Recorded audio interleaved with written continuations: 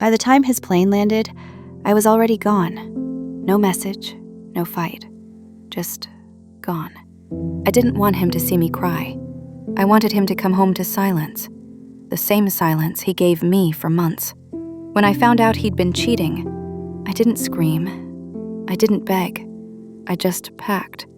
In that moment, I stopped waiting for an apology that was never coming. Because sometimes, the quietest goodbye is the loudest one.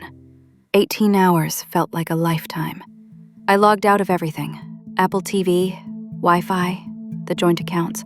Each click felt like cutting a string that used to hold me down. I took back what was mine.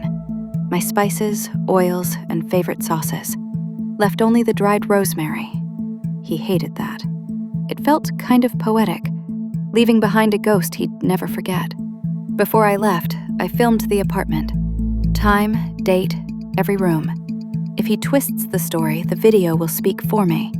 Then I printed his Tinder profile, put it in a photo frame, and sealed it with dog poop. Petty? Maybe. But it made me laugh. He was still mid-flight when I left. By the time he landed, his phone must have blown up, because mine did. Missed calls, messages, then his sister's name. She started yelling, calling me a crazy ex who couldn't move on. I just laughed. He never broke up with me, I said. A month ago, we were planning a wedding. Her tone shifted. Then she told me something that made it all click. She started explaining how he'd been visiting family a lot this year. Those sick grandparents he kept visiting, they'd been dead for 2 years. He lied about visiting them, about everything. And in that moment, something inside me went still. Clear, cold, and done. That's when I realized he wasn't just unfaithful. He was a coward. A man so hooked on lying he couldn't stop, even to the grave. His sister went quiet, then whispered, "I introduced him to that girl. I didn't know they were cheating. He said you two were already over."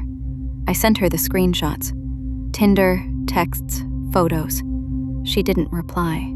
She didn't have to. The silence said enough. That night, he emailed me. No apology, no guilt. Just, "I love you." I stared at the screen and felt nothing. He didn't know where I was or who I'd become. The girl who waited for him, she's gone. He'd told different stories to everyone. That's what liars do. They build new worlds for every person they fool. To me, we were planning a future. To his sister, we'd been done for months. So I made a new email. No name, no trace. I forwarded his "I love you" note, the Tinder proof, our recent photos, to his family. No words, just receipts. Then the phone went quiet again, but peacefully this time. I wasn't trying to shame him. I was just finished carrying his lies. Before bed, I changed every password, cut off location sharing, updated my address, told work not to let him in. Peace isn't luck. It's something you protect. It felt strange how safety could feel like power for the first time in years. When the adrenaline faded, the grief crept in. Not for him, but for the life I thought I'd have. The apartment we'd never move to. The holidays we'd never host. All the small dreams I'd already named. I was mourning a version of life that only existed in my head. The one where he stayed honest, and I stayed safe. So I booked therapy. Not to talk about him, but to find myself again. I made a list of small joys. A concert he never wanted to go to.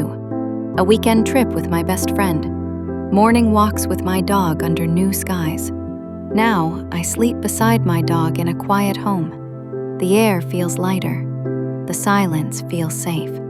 Sometimes healing doesn't sound like closure. It just sounds quiet.